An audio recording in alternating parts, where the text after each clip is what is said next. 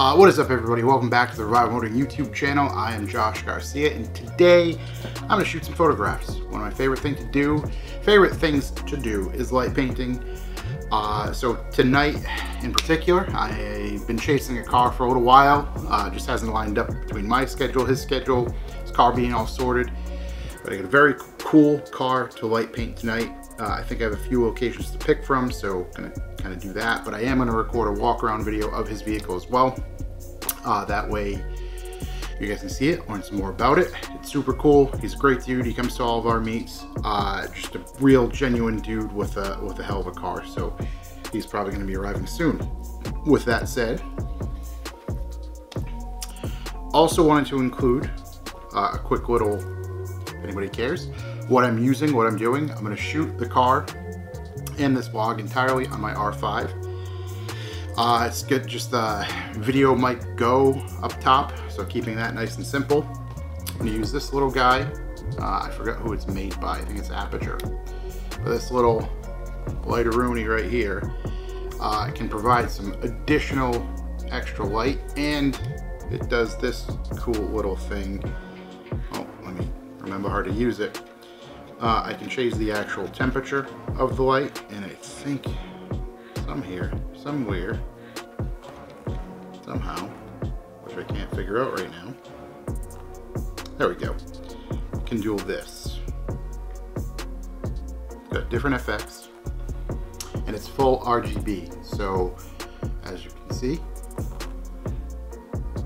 my printer's making noises. But as you can see, it can make for some cool effects and add to, light painting, hit it in some different spots, hide it in some different spots, be able to provide a bunch of different stuff. Matter of fact, I can change it to party mode, pulsing, peachy blues, and reds. Can mimic fire, handful of things. So it's a cool little light I picked up a while ago. I used it for a couple of shoots. I think I used it for the Project Stink Bug video at one point, but that is this thing. This video is not sponsored by them by any means, just a nifty little light that I like to use. So on top of that little piece, I'm going to use Monopod, because this will allow me to stretch out and reach way out over the car if needed. This is a just Manfrotto tripod head, like a pistol grip one. It's kind of my go-to for this quick little stuff. I have some other video ones that obviously pan, tilt, all that sort of stuff, but this is my go-to for things like tonight. Put that to the side. Then I got this, I don't even know, it's called Pixel something. Shutter release. Turns out it actually works on my R5. I wasn't quite sure because I bought it for the 5D Mark IV. Yeah, 5D Mark IV many years ago. It's awesome that it still works. Thank you, Canon. And the piece a la resistance will be this to light the actual car tonight.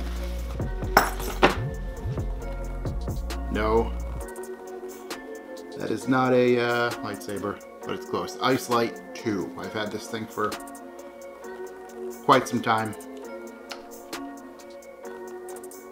It does the job. Charge the battery for that as well. The only thing I wish you could do, but you cannot do with this, is you cannot change the color temperature. Color temperature is what it is. They sell, obviously, like external tubes that you can put on there to warm things up, or I think potentially cool things down even more. I forgot what the actual ice light temperature is. I can't remember off the top of my head.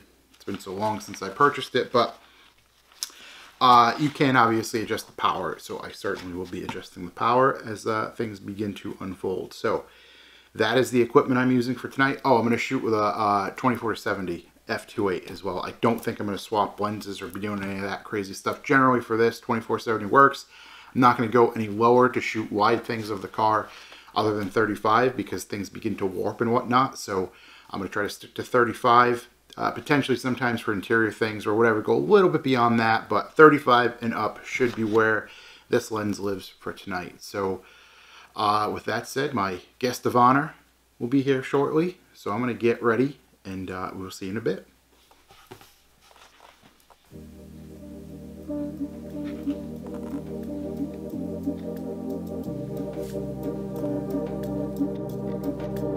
can hear him. I can hear him. He's here.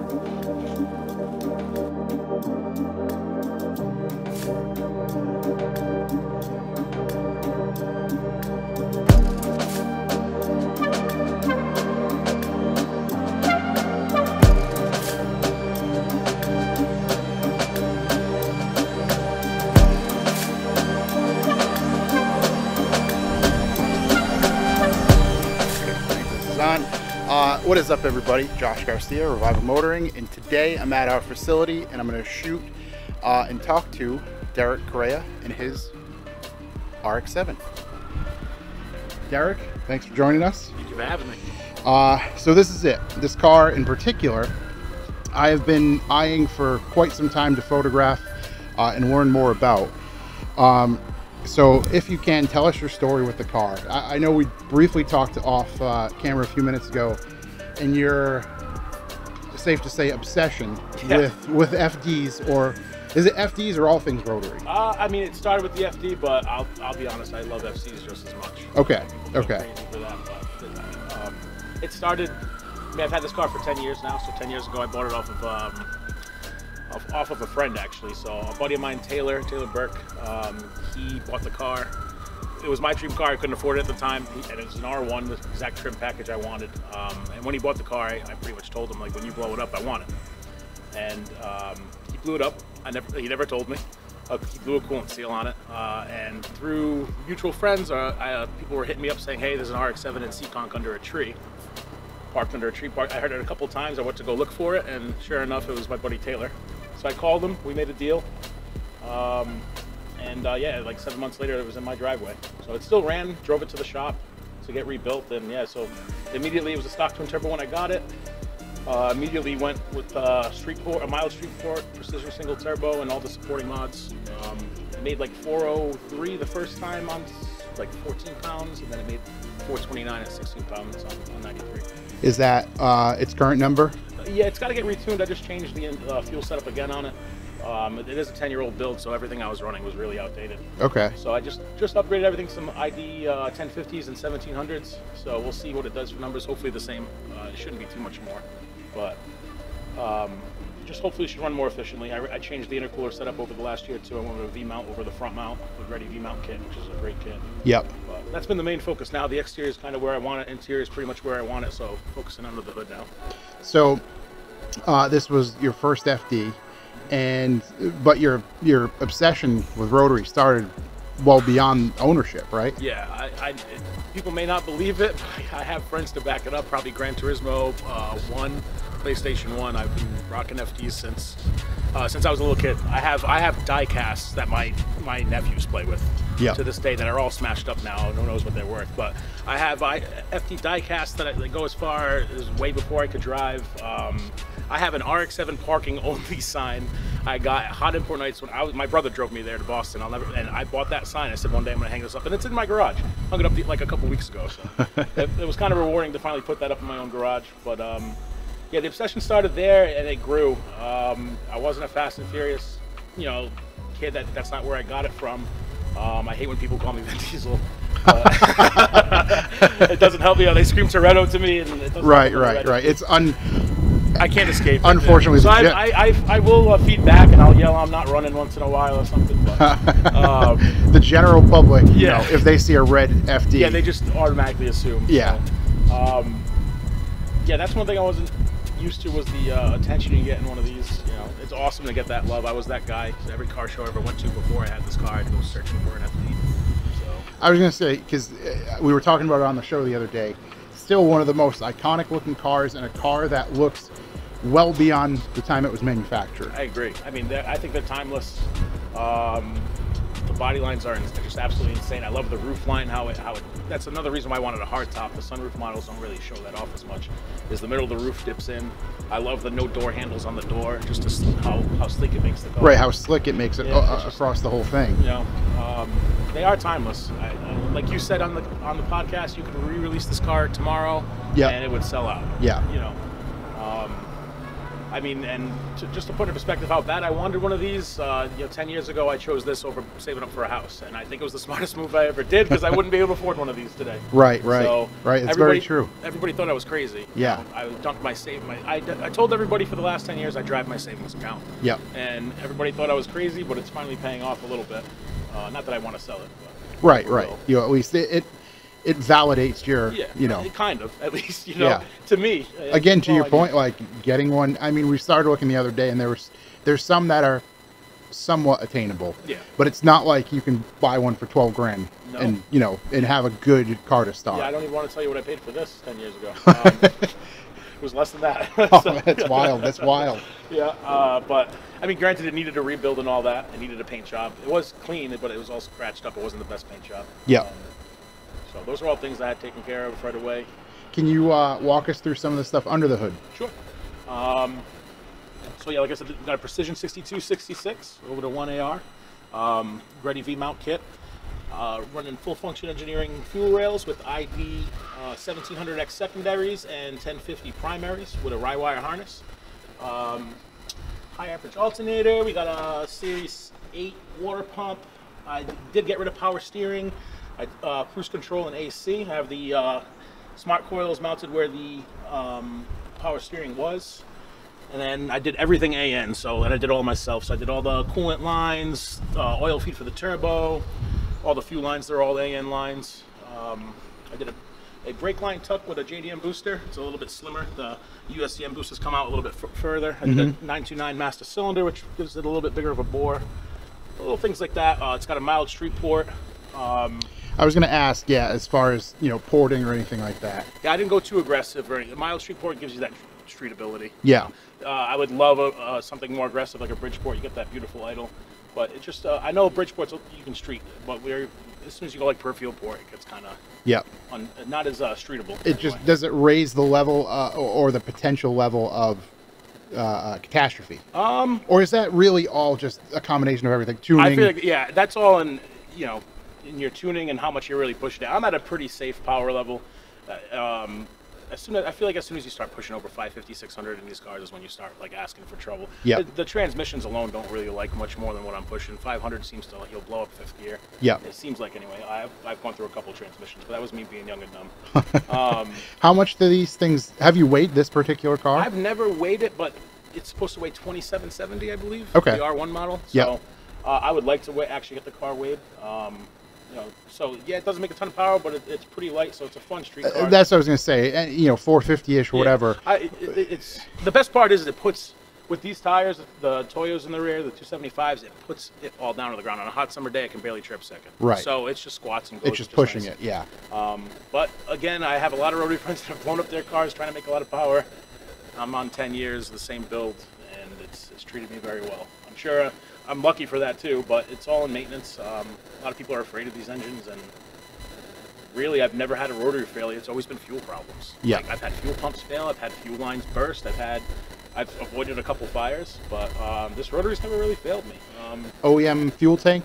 OEM fuel tank. I'm running an Aeromotive 340 fuel pump, which is probably pushing that pump to its limit. I might go to dual wall rows eventually.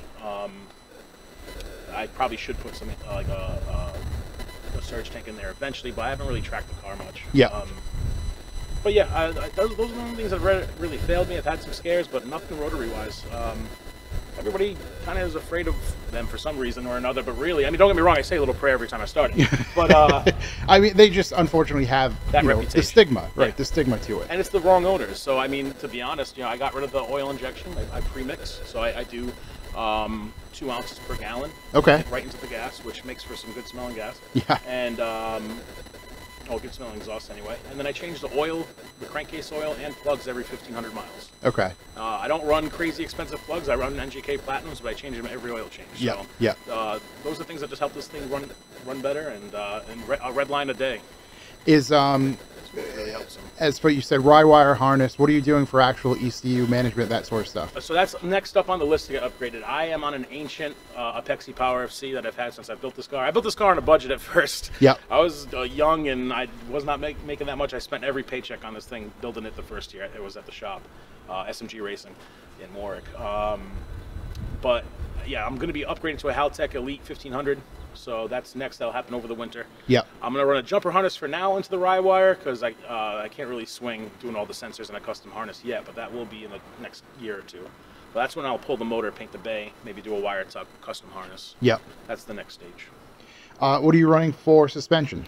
Fortunato 500s with Swift spring upgrade. Oh, sweet. I absolutely love them.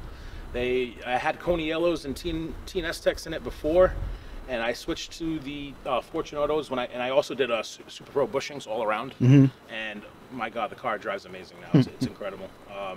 But yeah, I highly recommend the Fortunatos. They were great mod, great price, and they ride amazing. So. What about exhaust, for instance?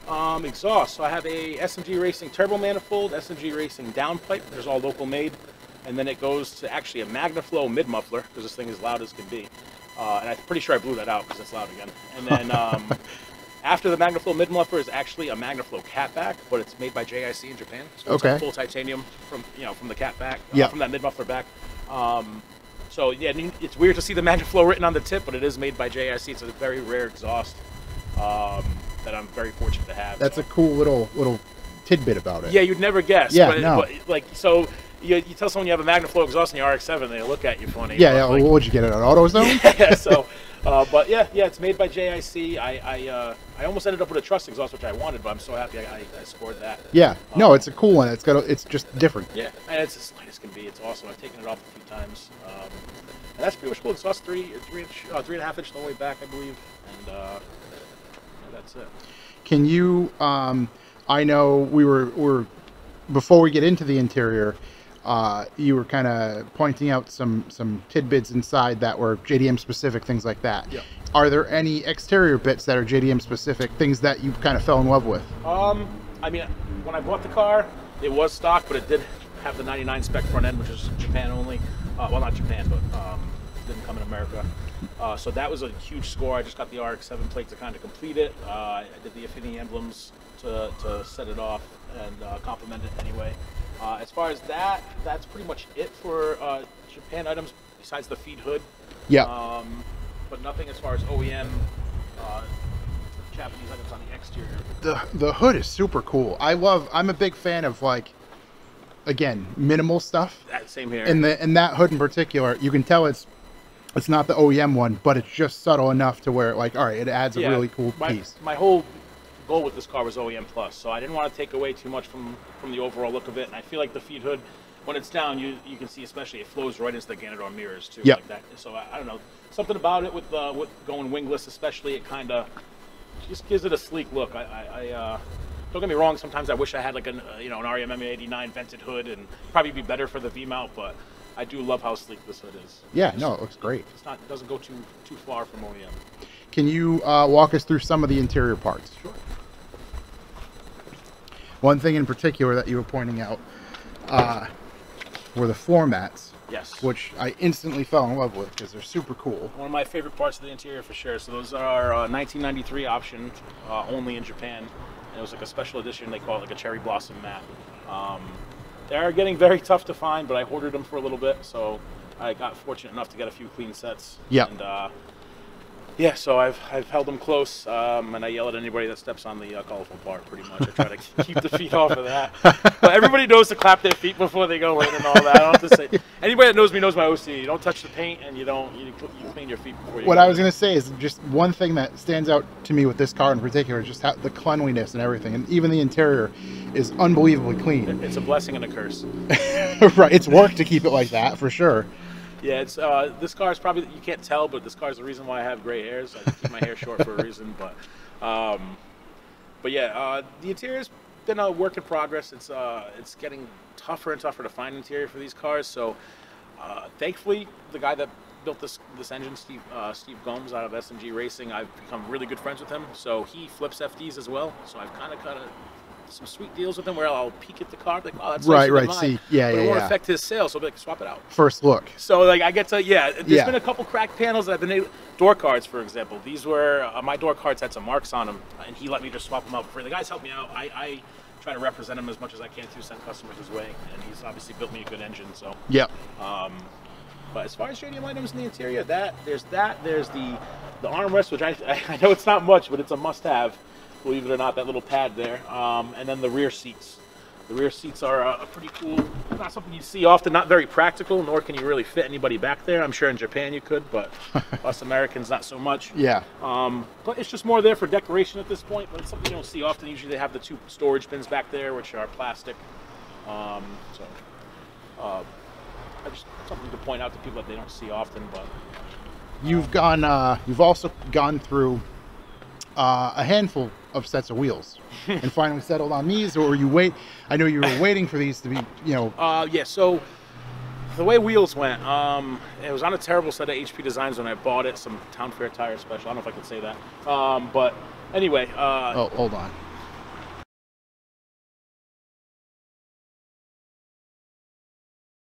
Oh, what is the strut bar in the rear? That looks like a pretty intricate piece. Yeah, it's a very glorified. It's only a strut bar. Okay. It's called the Miracle Bar, made by Next Japan. Yeah, it's pretty much just a glorified strut bar. I never wanted to put a roll cage in the car. I never wanted to cut up the interior. I saw that and I fell in love with it. It is an overpriced strut bar, but it does. I mean, I have to say, it looks, as far as strut bars are concerned, yeah. It looks super cool. It's a nice piece. I mean, they make them for, they make some crazy pieces for, I believe, S chassis too, and Hondas. Like they used to make, I know they make a pretty crazy crossbar for the hatches and all that. Yeah. But yeah, sometimes I just feel like I had to have it. It actually made me take the tin off the car, and I'm so glad I did. That's the thing. It stands out and it looks really, really cool. So it does put pressure on the seat, but stuff like that. But overall, yeah, it was a nightmare to install. I had a friend help me out, and just because as far as getting everything even and centered, right? Yeah, there's so many little. Oh yeah, all those threads to be even on each side and all that. But, right. Yeah, and a man as meticulous as you. Like I said, it's a blessing and a curse. So. But this car is the root of all my stress. So, is there actually? That's what we were talking about. We were talking about the wheels. Yes. So yeah, the car was on HP design wheels when I first bought it. They were nothing special. I love 6-spoke wheels. I always have. So I went with a set of Graham-Light 57 DRs in gun blue when they first came out. I thought I did my homework, and I realized. So I bought a set of 18 by 8.5 and 9.5 plus 38. I ended up selling the fronts like a year or two down the road, getting 9.5s for the front. Then I realized I could have pushed it even more, so I sold the Graham Lights. I bought the TEs, and they were Sagas in Blast Bronze. Yeah. And I made the mistake of buying the Sagas, and it killed me because I could have bought OGs at the time, and I thought OGs were discontinued already. Yeah. And I love OG Bronze TEs. They're a dream wheel of mine. So I guess that's kind of why I always kept looking. RG2s are my favorite wheel of all time. I think they suit this car absolutely perfectly. I agree. The thinner spokes, the curve to them, where the T's are a little bit flatter. Don't get me wrong, T's look amazing on everything. Right, and that's the thing. Like, there's a reason they're on so many cars because they just do look phenomenal. I don't think these look amazing on. Are they actually? I take that back. These probably look good on anything. But yeah, the Sagas I guess always drove me nuts because the engraving on the spoke. I know it's to stop people from making imitations, but it made the wheel look too new for the car. Yep. So a big thing with this car is I just want to go period correct, and I know these are still new. Technically, it should be OG RGs, but I just feel like these suit the car. I was gonna say they fit the car really well. More. Yeah. A local friend of mine, Paul, painted these, and he absolutely killed it. They were white when I bought them. I bought all new stickers for them. I have barrel stickers I still got to put on, but I want to get them ceramic coated first. Yep. But he did a great job restoring these. I do have some Project Kicks lug nuts coming, so don't mind the cheapies on there. And then instead of running center caps, I did these Super Now axle nut covers. And those are cool. Love them. I like those. Yeah. Different touch, right? Yeah. So that kind of sets it off a little bit. And I think this is my last stop for wheels, unless I don't think I'll ever sell these, but if I can find some TEs again down the road, maybe. Yeah. Or to complete the 6-spoke collection, SSR Type Cs would be ideal. Which that BMW that comes here once in a while has them. Yes. The track. Oh, yeah. That car's gorgeous. Yeah, that thing's awesome. So one question I always like to ask to end things: do you have a favorite part of the car? Is there something that stands out, or is it just the overall experience of owning, an FD Wankel powered vehicle? Like a favorite physical part? Yeah. Actually, a friend of mine, when you were taking some pictures, called me, my buddy John Maston, who owns an FD as well, and he hooked me up with these taillights. I don't know if you want to do this, but They're Oh, that's awesome. They're Saki Bomb Garage taillights, and they're very old. So they a guy Tom Frascone made them by hand. They're actually made like parts of a soda can and stuff. Some people bashed the quality of them back in the day on the forums, the old forum days. But there was only 30 sets of those made. I had no idea. So my buddy John had sold his FD. He was parting it out. He goes, "Is there anything you want?" I said, "Your taillights." But he goes, "All right, I'll give them to you for $100 and your taillights, but you have to promise me if you ever sell the car, they come back to me." And that's the deal I will always hold to him. Yeah. But I did some homework on them. I hit up the guy that made them. He goes, "Yeah, there's 30 sets, and mine got ruined in a flood." So there's only 29 left. Yeah, maybe less. Who knows? Yeah, So yeah. Actually, right. Realistically, but they're not that bright. But I love how they, the LEDs are so old in them that they look period correct. It's a unique look. Yeah. So I could get brand new taillights that do the same thing with a bright LED ring, like you see on the Supers and stuff. But I love how old these look. I might get rear-ended one day because you can't tell when I'm hitting the brakes. But I don't know. To me, those taillights are something I absolutely love. Obviously, the wheels being the newest addition. But as far as my favorite thing about the car is honestly, and this is why I hate when people swap them, it's just the way it sounds. I've never listened to the radio in this car in 10 years. Yeah. I don't think it works, to be honest, anyway. But it does kind of, but it doesn't sound great. But there's just the sound of this car when you get that choppy, half throttle, and it's kind of bouncing all over. I love it. I mean, it's something about the way these cars just handle and sound is just unbelievable. So every time I am frustrated with it, once I finally do fix it and get it on the road again, it's all worth it. And that's just the way they handle. The car's an absolute go-kart. Yeah. I've never pushed it to its limits because I'm afraid to. Right. I don't want to lose it. Yeah, I don't want to lose it. But you can kind of usually feel a tire given. Maybe I've just never really pushed it that hard. But the thing handles amazing, especially with the suspension and bushings. It's incredible. But overall, I don't know. It's weird to have a dream car and then it scratches every inch too. So like I bought this car and just because I loved the way it looked growing up. Yeah. And then I just absolutely fell in love with everything about it. So like. It's got its flaws, don't get me wrong, cheap interior and stuff like that, but, it's an old car. But that's characteristics to it. I agree. That's a part of it.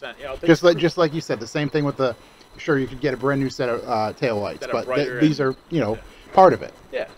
And I guess that kind of keeps it period correct and without going too far from OEM, because, the OE taillights in 99 and up, or 98 and up, came with those circle taillights. Yep. So it kind of gives it a spin off of an OEM look, but just adds a little flair. So that's the whole look with the car. I wanted to do a sleek diffuser. I didn't want to add on side skirts, and everything I added to the car was under the body. So like, a lot of people, and I love both looks, where they paint the front lip, they put the 99 spec side skirts that are color matched and all that on, and they'll do the 99 spec spoiler, which I do love that look, but I just wanted to have like a stock body with some aero on it. Yeah. So again, like you said, the OEM Plus look. Yeah. There was minimal things that you can add to or subtract in some instances, and just one makes it your own, and two just adds, take away adds. Addition by subtraction is the term, I believe. Exactly, yeah. But yeah, dude, thank you so much for bringing this by. Again, thank you for having me. We're going to go shoot some light painting photos of this thing. I'm really psyched for it. It's almost dark enough. So again, thanks, man. Thank you. Appreciate it. For sure. Always a pleasure.